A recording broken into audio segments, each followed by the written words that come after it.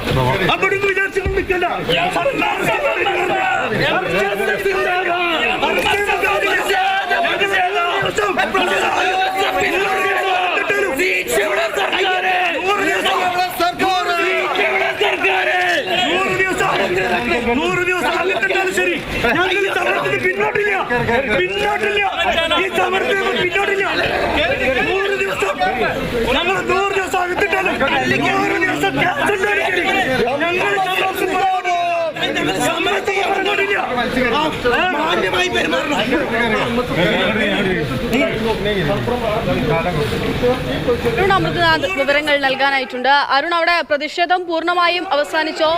എല്ലാ പ്രവർത്തകരെയും അറസ്റ്റ് ചെയ്തു നീക്കിയ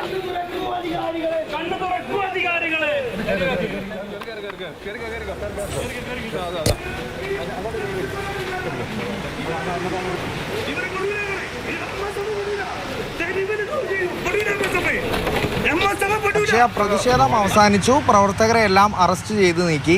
ഈ മലബാറിലെ +1 സീറ്റ് പ്രതിസന്ധിക്ക് അവസാനം കാണുന്നതുവരെ അധിക ബാച്ചുകൾ എന്ന ആവശ്യം അംഗീകരിക്കുന്നതുവരെ ഈ സമരം തുടരുമെന്ന നിലപാട് തന്നെയാണ് പ്രതിപക്ഷ വിദ്യാർത്ഥി യൂണിയനുകൾ, MSF, KSU ഉൾപ്പെടെയുള്ള വിദ്യാർത്ഥി സംഘടനകളുടെ തീരുമാനം. അങ്ങനെ തുടർക്കഥയായ സമരങ്ങളാണ് നാം കാണുന്നത്.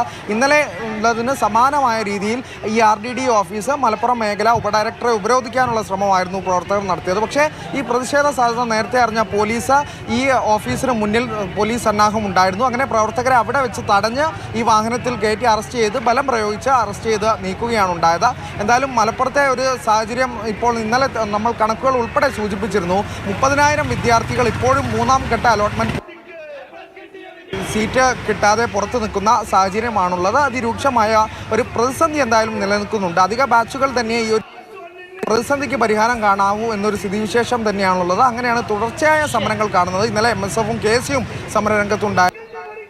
മലപ്പുറത്തെ +1 സീറ്റ് പ്രതിസന്ധിയിൽ പ്രതിഷേധം കനക്കുകയാണ്. ഇന്നിപ്പോൾ MSF പ്രതിഷേധിച്ചിരിക്കുന്നു. പ്രതിഷേധകരെ പോലീസ് അറസ്റ്റ് ചെയ്ത് നീക്കി.